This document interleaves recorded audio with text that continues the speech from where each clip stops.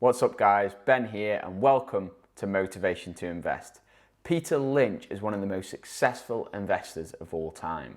As manager of the Magellan Fund at Fidelity Investments, he actually beat the market multiple times, including the prestigious S&P 500.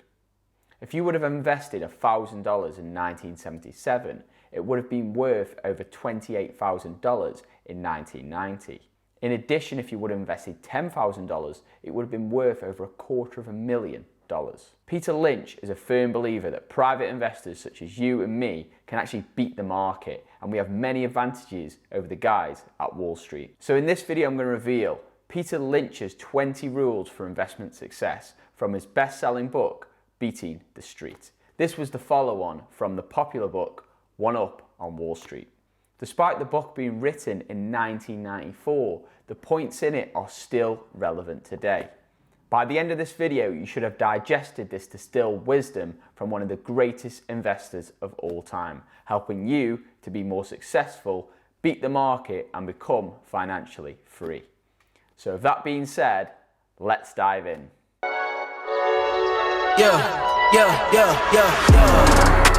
Coming in, flex. I just want to win. Welcome back guys to Motivation to Invest. Before we get started, go ahead, smash that like button for the YouTube algorithm.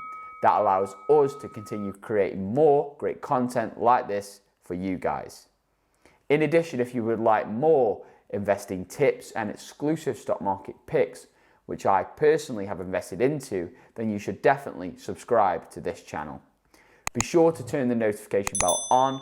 That way you'll get notified when I release future stock picks. With that being said, let's get into the video. Number 20, investing can be fun, exciting, but also dangerous if you don't do any work. I see this so many times. I see people just investing into stocks just for the thrills without researching the companies in detail. Now this is a dangerous game to play.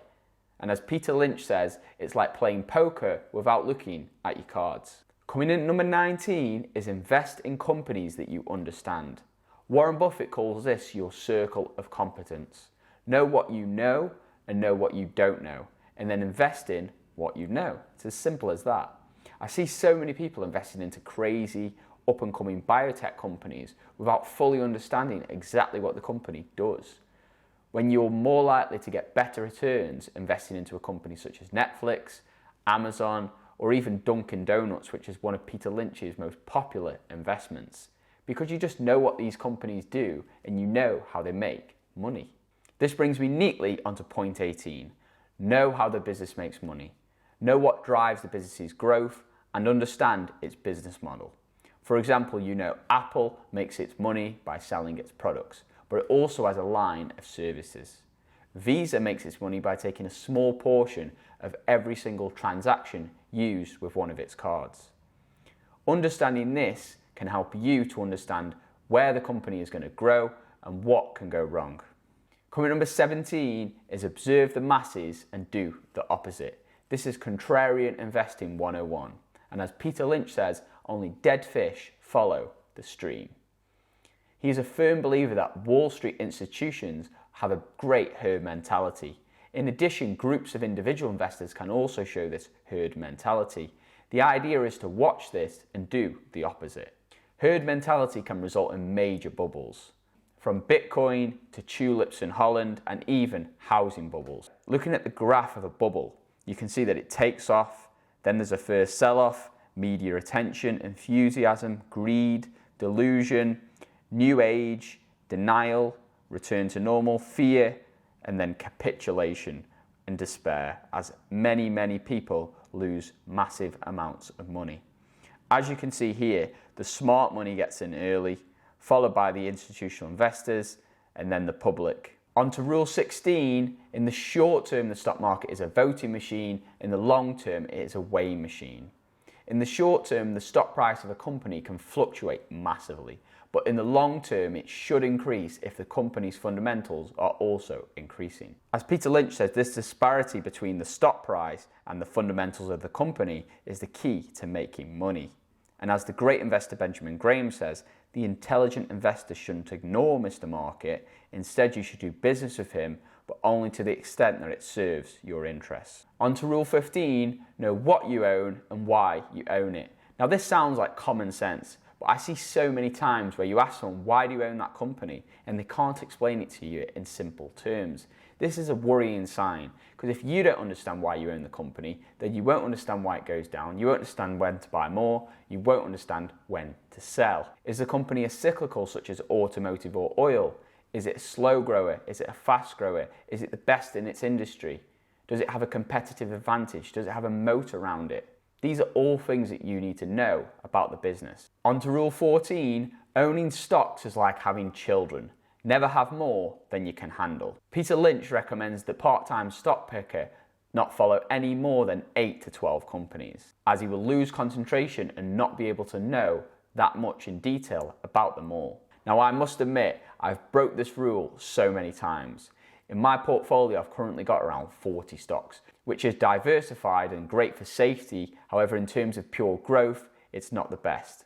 So in the future, I plan to sell off a lot of these stocks and reinvest into a few exceptional companies. On to rule 13, if you can't find a good deal, wait patiently. I followed this rule in 2019, recognizing that the market was overvalued and had been on a bull run for over 10 years. I thought there has to be a crash coming very, very soon. Although this was timing the market, I felt it was necessary in order to find a great deal. And when the crash came in 2020, I unloaded about 50k into stocks. Warren Buffett calls this a no-call strike from baseball, as you can just wait for the pitches and you don't have to swing. In the securities business, you literally every day have thousands of the major American corporations offered to you at a price that changes daily. And you don't have to make any decisions. You have to make, nothing is forced upon you. So there are no called strikes in the business. The pitcher just stands there and throws balls at you. And if you're playing real baseball and it's between the knees and the shoulders, you either swing or you get a strike called on you. If you get too many called on you, you're out. In the securities business, you sit there and they throw US Steel at 25 and they throw General Motors at 68, and you don't have to swing at any of them. They may be wonderful pitches to swing at, but if you don't know enough, you don't have to swing. And you can sit there and watch thousands of pitches, and finally you get one right there where you want it, something that you understand, and then you swing. On to rule number 12, always check the finances of the company, and most importantly, the balance sheet. The balance sheet includes the company's assets and its liabilities. So what you need to check for is that the company doesn't have more debt than cash flow, and that is extremely important. A vital metric I use to check this is the current ratio, which is the short-term assets to the short-term liabilities. This checks that the company has enough cash on hand to cover its short-term debts. Be very aware of companies which have very high debts and very low cash. On to number 11, avoid hot stocks in hot industries. Instead, look for great stocks in cold, non-growth industries. One of Peter Lynch's favourite examples of this is burial companies, and one of the great stocks he invested in was Corporation International, an aggregator of funeral homes. These have achieved a 19% annual earnings growth and very steady increase. As like it or not, people are always dying, and someone will need to bury them.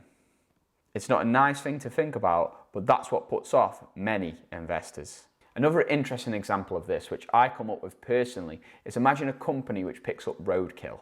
Now, it's a horrible industry, depressing, sad, and just squirmish. You don't really want to get involved in it.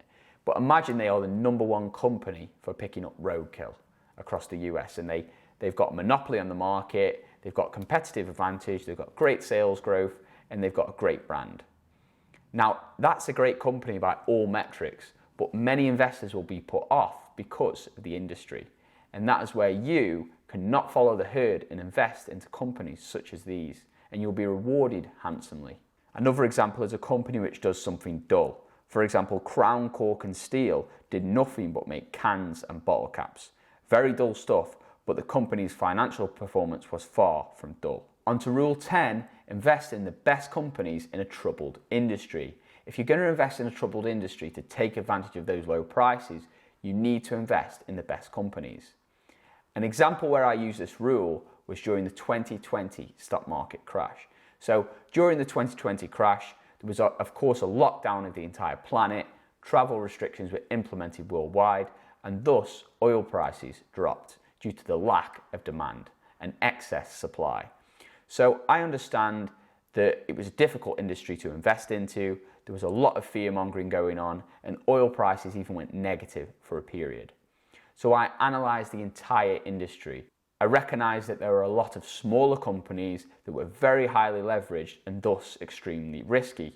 So instead, I invested into the greatest brands. I invested into Shell, BP and Chevron. These companies had low debt and were well diversified to weather this storm. Thanks to this insight, I was rewarded handsomely, and the stock was nearly up by 40% within just 2 weeks.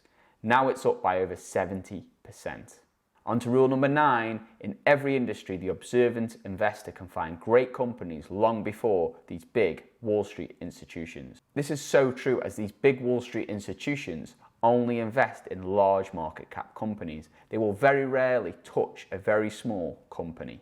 So this is where you, as a private investor, can get involved. For example, an old saying on Wall Street used to be, no one ever got fired for investing into IBM. This is because it was a safe option, even if the performance was not as good as many people expected. On to rule number 8, stock market declines are like the weather. They will come and go. You will see blizzards, you will see storms, but there will always be sunny days in the future. This is just something that you have to be aware of when investing. Don't expect it always to be sunny. Blizzards will come, and that is the time to buy. This brings me neatly onto rule number 7. Be emotionally strong. Don't follow the herd and sell out of fear, anger, or even purchase out of greed. You need to be emotionally strong and disciplined. Sell only because a company's fundamentals are deteriorating, not because of negative news forecasts. The news is always negative, so don't expect anything different. On to rule number 6, nobody can predict the future. And in the words of the great John Kenneth Galbraith, there are 2 types of forecasters, those that don't know and those that don't know they don't know. No one can predict the future of the economy, interest rates, or even the stock market. On to rule number 5, long shots almost always miss the mark. If there's a gold rush, sell shovels.